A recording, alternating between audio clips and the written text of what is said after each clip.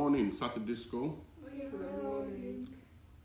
Today, we're going to be talking about the story of Abraham and Sarah and the lessons of faith, obedience, and hope. So I'm going to be reading from a few chapters, just some verses, just to get a snapshot of the story and the lessons that we wanted to learn. So Genesis chapter 12. The Lord had said to Abraham, go from your country, your people, and your father's household to the land I will show you. I will make you into a great nation, and I will bless you. I will make your name great, and you'll be a blessing. I will bless those who bless you, and whoever curses you, I will curse. And all peoples on the earth will be blessed through you. So Abraham went as the Lord had told him, and Lot went with him. Abraham was 75 years old when he set out from Haran. He took his wife Sarai, his nephew Lot, all the possessions they had accumulated, and the people they had acquired in Haran, and they set out for the land of Canaan, and they arrived there. Chapter 13. So Abraham went up from Egypt to Negev with his wife and everything he had, and Lot went with him. And Abraham had become very wealthy in livestock and in silver and gold.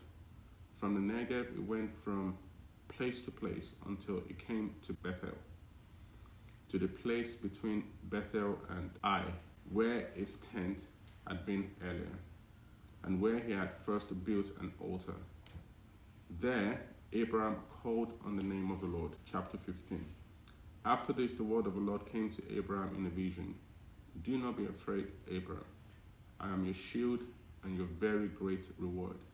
But Abraham said, Sovereign Lord, what can you give me since I remain childless?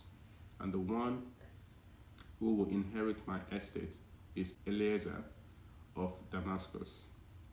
And Abraham said, You have given me no children, so a servant in my household will be my heir. Then the word of the Lord came to him, This man will not be your heir, but a son who is your own flesh and blood will be your heir. He took him outside and said, Look up at the sky and count the stars, if indeed you can count them. Then he said to him, So shall your offspring be. Abraham believed the Lord, and he credited it to him as righteousness. Chapter 17. When Abraham was 99 years old, the Lord appeared to him and said, I am God Almighty. Walk before me faithfully and be blameless. Then I will make my covenant between me and you, and will greatly increase your numbers. Abraham fell face down, and God said to him, As for me, this is my covenant with you. You will be the father of many nations. No longer will you be called Abram. Your name will be Abraham, for I have made you a father of many nations. I will make you very fruitful. I will make nations out of you, and kings will come from you. I will establish my covenant as an everlasting covenant between me and you and your descendants after you for the generations to come, to be your God and the God of your descendants after you. Chapter 21. Now the Lord was gracious to Sarah, as he had said, and the Lord did for Sarah what he had promised. Sarah became pregnant and bore a son to Abraham in his old age, at the very time God had promised him. Abraham gave the name Isaac to the son Sarah bore him. When his son Isaac was 80 days old, Abraham circumcised him, as God commanded him. Abraham was 100 years old when his son Isaac was born to him. Sarah said, God has brought me laughter, and everyone who hears about this will laugh with me. And she added, Who would have said to Abraham that Sarah would nurse children? Yet I have borne him a son in his old age.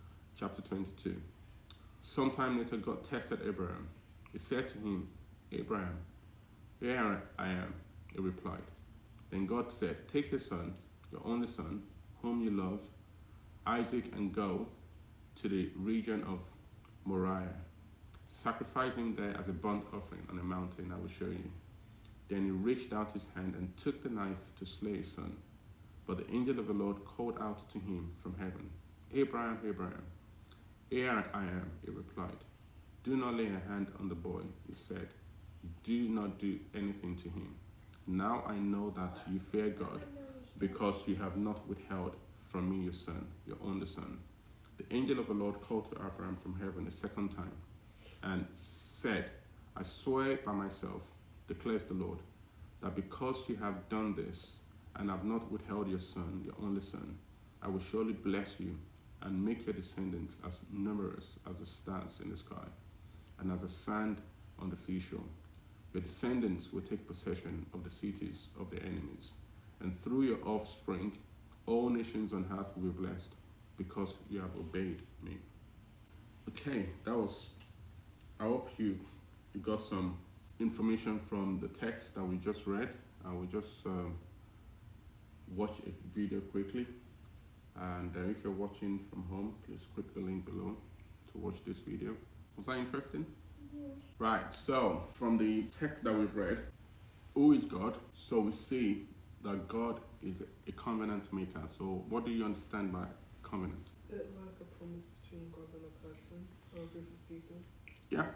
So it's a covenant as a promise between, two people or, multiple people. But essentially what it means is people sit down together and say, okay, I will do this for you and you do this for me. And, they write it down. And that's a covenant. Meaning if you do this and you do that and we both agree about what we said we're going to do, right? Then that becomes a promise. It becomes a covenant. Okay? So in marriage is a covenant as well, right? A man saying that, oh, okay, I will love my wife, and the wife said, yes, I will love you too. We'll stay together forever. Then you have a marriage certificate. It's a covenant. So we see here that God made a covenant with Abraham, right? And what was the covenant? God told him, leave. Yeah, but God told Abraham to do something first, right? That leave your family where you used to live, which is in Aaron, and go to somewhere else that I will show you. Abraham doesn't even know where God was asking him to go. But God told him, leave your family alone, take your wife. And Abraham took his wife, Sarah, and took his nephew, Lot, and his servants. Who's Lot? Lot is nephew. And God told him, leave where you are, go to this country that I will show you. And if you go, right, I will bless you. That was a covenant, right? So now it's not up to Abraham to say, okay, God, I'll do what you said or what you told me, okay? But Abraham obeyed. He left his family and he went to this place. And, hoping that God will tell him as he continues on his journey where that place will be, and God led him. So that was the first introduction of God talking to Abraham and making a covenant with Abraham that I will bless you. And as Abraham went on the journey, God was explaining more about the covenant and the promises and everything that it would do. So God didn't give Abraham all the promises in one go. It was given him as Abraham was obeying one part of the covenant, God gave him another part and another part. And when you obey God, right? When God asks you to do something, it is always followed by blessings, right? So God is a God of blessing as well, as we see in the story. So after Abraham left his country, we see how God blessed him, God protected him, right? Because he was moving his family. You can imagine, it's like you have a caravan or you have a bus and you pack all your things in the bus and you're traveling from one place to the other. But in those days, they didn't even have a bus, they have camels. And it was, it would have taken them days, years to kind of move from one place to another. So, and throughout all that time, very, very slow, because there were no cars in those days. So throughout all that, God blessed Abraham, and of course the final blessing was, God giving Abraham his son Isaac. So God is a God of blessing, as we see in this text. We've talked about covenant being a promise. So God is also a promise keeper. When God tells you He will do something, God will keep His promise. He always does. But do you think if God makes a promise with us and we don't keep our part of the covenant, do you think God will still keep His promise? Yeah. And why do you think that? God is a promise keeper. He's a promise keeper. Yeah, you're right. God is not the kind of God that He will make a promise and will not keep His own promise, even if you mess up, even if I mess up. So if God makes a promise with me, makes a promise with Him, He will always keep His own side of the promise. God's word is so important to God that God cannot afford to make a promise and not fulfill that promise. So God is always a promise keeper, and we have to strive to be like that as well. That when we make a promise to somebody, we keep our promise, no matter what. And that means that before we make promises, we need spot on the marking. We think about it, and we're sure that we can fulfill that promise. Otherwise, don't make promises. Now we see again that God is an on-time God. And what does that mean? When God makes promises, most of the time, God might not give you a specific time, but it doesn't mean that God doesn't have a time to when that promise will be fulfilled. So in the case of Abraham, there was a time from God telling him to leave his country and going to this place, the time God told him you're going to have a child, and your child, will have, children, and their children will have children, and when it comes to a time, you will not be able to count them because there will be stars in the sky or sand in the seashore. But God is always on time, so God is never late, essentially. But for us, sometimes it feels like it's taking forever for God's promises to come to pass, Because sometimes for us humans, we want God to do something right now. But God knows when is the best time, to do that thing. So God is never late. So that's the point there. Okay, quiz. Question number 1. Who were Abraham and Sarah in the Bible, and what is their significance? A king and a queen of a nation. B, father and mother of the Israelite people. C, minor characters in the Bible.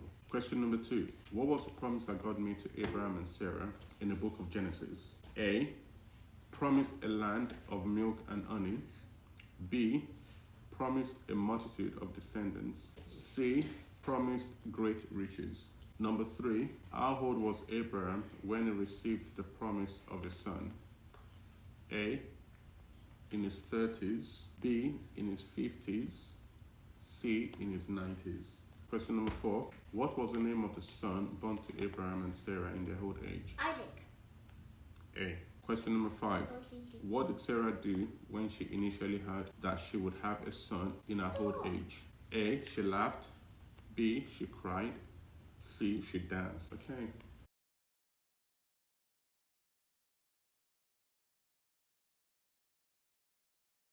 Why did God create you? God created you for a greater purpose. So in the case of Abraham and Sarah, we saw how the purpose that God had for them, even Abraham couldn't imagine what God's plan was, because we know now from the Bible that even before Adam and Eve sinned in the Garden of Eden, God had already made a plan.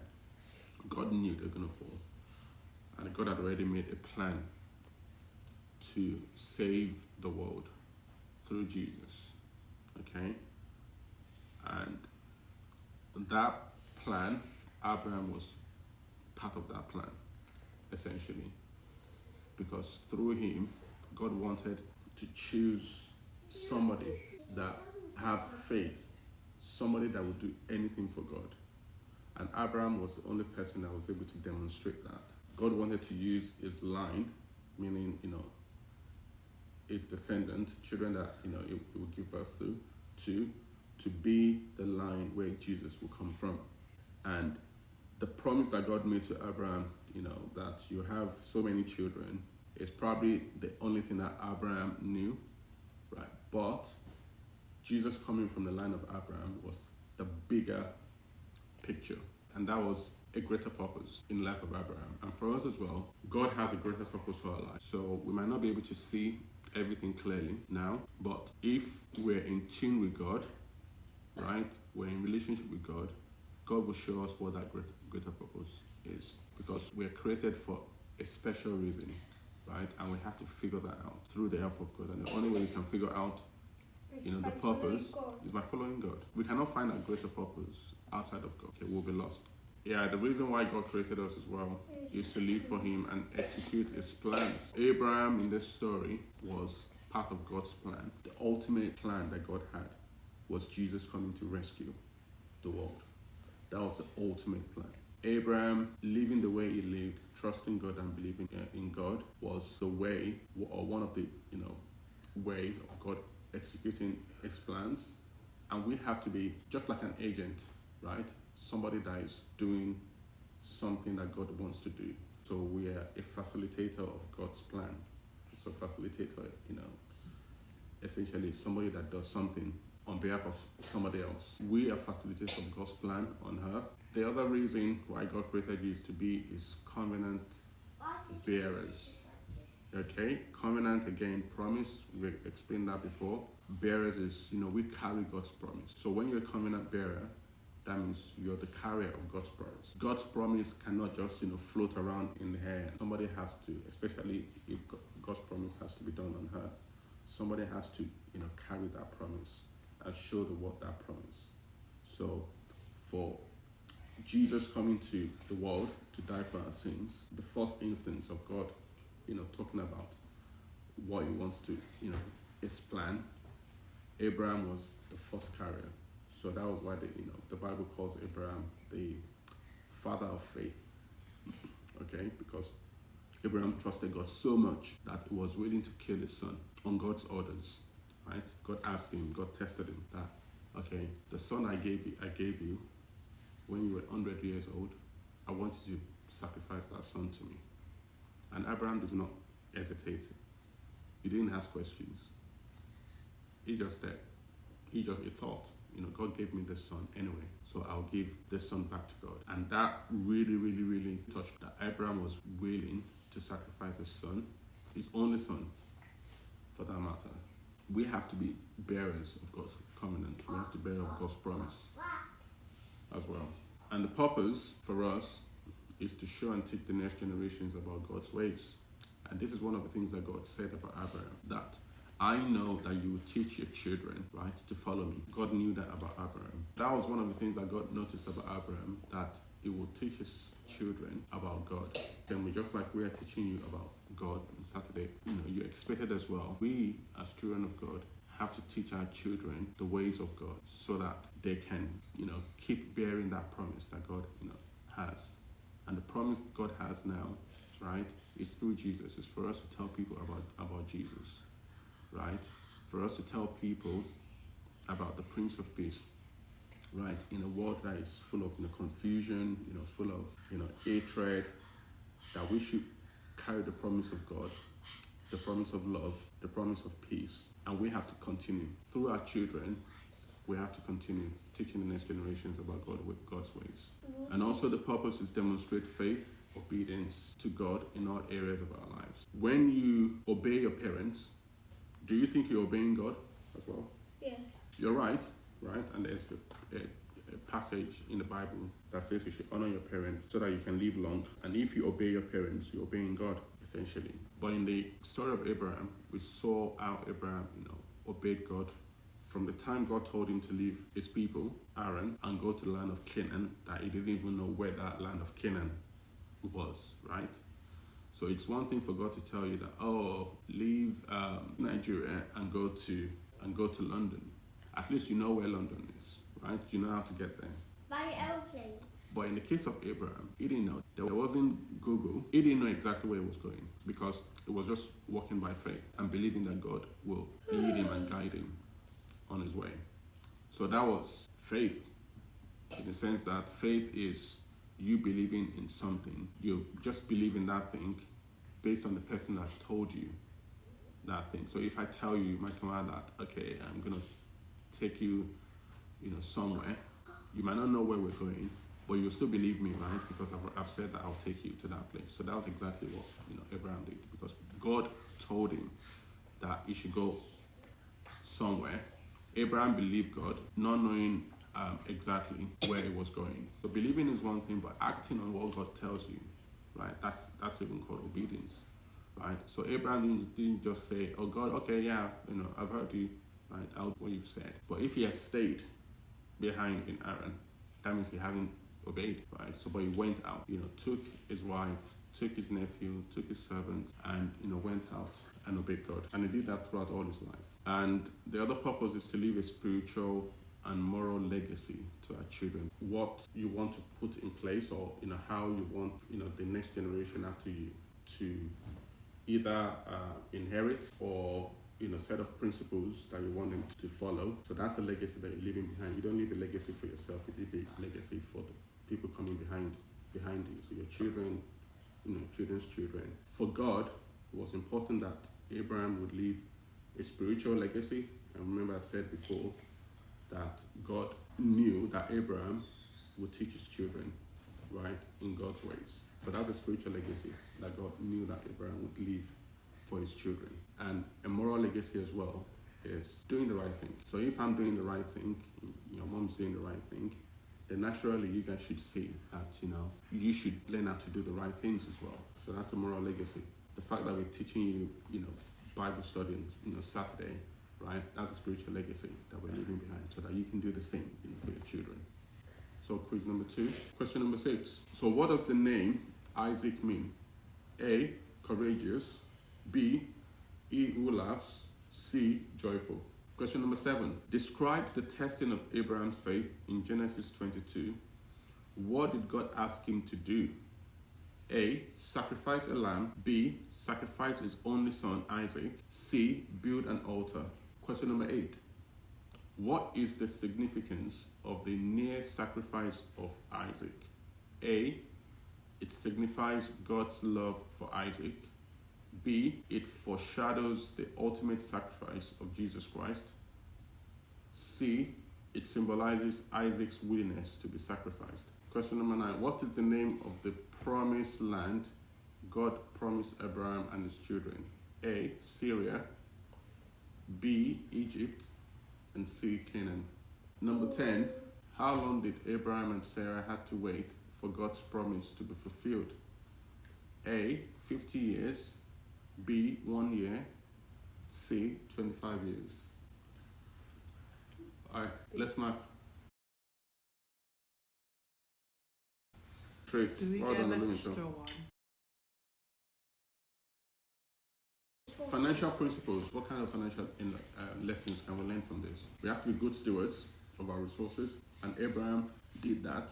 So remember when Abraham was leaving Aaron, the Bible said that he went with his servants and he had a lot of cattle, livestock, like animals, ram, goats, sheep, and he had a lot of servants as well. And Abraham used that very, very diligently because he was moving from one place to the other, and he was able to manage all of that. He was able to take care of animals whilst he was traveling. He was able to take care of his servants while he was traveling. He was able to do a lot of things while he was traveling. Look after his nephew, look after his wife while he was traveling. So Abraham was a very good steward of resources, and we have to be as well. So this one is a big word. So asset diversification. In financial terms, when you use the word diversification, it means that when you have money to invest in something, you can invest part of that money to buy a house, which is real estate. You can invest part of that money to buy stocks and shares. You can invest part of that money to invest in a business. So that way, if something goes wrong in the business, at least you have your investment in stocks and shares. If something goes wrong in stocks and shares, you have an investment in property. right, or business. So that way, you're ensuring that you don't put all your eggs in one basket. So in the case of Abraham, we read there that he had gold, he had livestock, cattle, and he had other resources from his servants that could help him do things. And even he had those servants were even like armies, right? Because we didn't read that part in the passage that we read, but the servants that Abraham had, right, were able to even go and fight wars. So they were not only servants that could look after cows or look after sheep or goats and stuff. They were able to go and fight wars. So he had a lot of them. Because he had lots of them and he trained them. Okay, so Abraham's asset was very diversified. Servants are people that work for you. Adaptability to changing circumstances. That's another thing that we saw that Abraham was able to do very well. Like I said, remember, Abraham was moving from one place. Abraham wasn't stationary in one place throughout his journey, right? He wasn't stationary in one place at all. He moved from the land of Aram. He went to Egypt. You can change the way you react to a changing environment. So if, say for instance, the weather, changes from very hot to, very cold, right? What do you do to adapt to that changing condition, right? All of a sudden, right, it was very, very warm before. Now it's very cold. What would you do?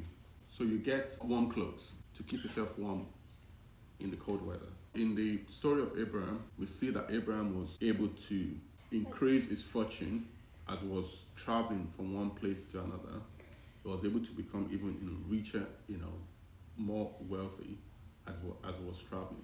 So it meant that as Abraham was traveling, he was actually, getting more money. making more money and doing, maybe doing business, selling cattle, and his livestock, was growing, So that was a very tough thing to do. But Abraham was able to do that while he was traveling. So he didn't actually have any problems of, being mobile and not being able to, do business at the same time, not being able to increase his wealth at the same time. He was able to do that. In this generation as well, there's a lot of, because of information and technology, have to be able to change quickly, right? To be able to compete with your peers, with your colleagues, right? Whether at work, you have to be able to be quick to be able to adjust and change, right? And not get tired because things are changing. You just feel like, and I can't do this. No, you can always do everything, with God's help. Okay, so long-term planning and investment with the next generation in mind. So when you're, going in your journey, as we see Abraham, because remember that Abraham was telling God that because you haven't given me a child, all this wealth that I have,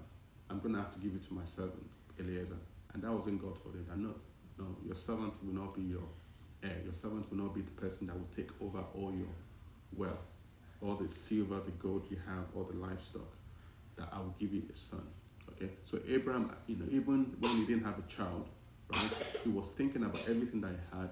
He wanted to give to his son or his daughter, and God promised him that yes, you will give everything that you have, all your possessions, you will give it to to your own son, your blood and your flesh and blood. So Abraham was thinking, long term. He was thinking about the next generation, and we have to be conscious of that. So we don't live for ourselves. We have to think about the next generation coming after us. That's important. So in conclusion, we saw how God called Abraham and how Abraham responded to that call, right, by faith, through faith and obedience. Abraham believing in the unknown and uncertainty, right? He wasn't sure what was going to happen if he leaves his comfortable hometown, Haran, and if he goes to this place called Canaan that God asked him to go to. He wasn't sure what was going to happen. Abraham, still have faith and belief that wherever God is asking him to go to, is sure that it's going to be good. Then there was this 25 years of hope and faith because Abraham waited so long and Sarah to have a child. And they didn't even, Sarah didn't believe that it was going to happen because, she was laughing when God told her. By this time next year, you're going to have a son. And she was like, nah, that's not going to happen. And she laughed. So it took a long time, right, for Abraham to kind of, finally see what God promised him. And they had a lot of struggles and setbacks, we didn't read that part where Abraham and Sarah went into different places and they had to lie, Abraham had to lie that Sarah was not his wife, Sarah was his sister, and Abraham, having a child for one of his, servants. So they had setbacks. So it wasn't like a very smooth journey for Abraham and Sarah. There were setbacks, okay? So, and struggles as well. So, and the last thing is, the great test of faith when God asked Abraham to sacrifice his son, his only son, Isaac. And Abraham was about to sacrifice his son. And God asked him, stop, don't do it. I was only testing you. But Abraham passed the test. And because of that, Abraham is given the title, the father of faith. And today, through him, through his line, Jesus came to the world to save us from all our sins. And what Abraham was going to do was exactly what God did in relation to Jesus coming to die for us. So he was about to kill His son. God actually, laid Jesus on the altar, and God literally, gave Jesus to be killed, right? And he's turned his back from Jesus to be sacrificed for our sins. Okay, that's the end of it. Thank you very much.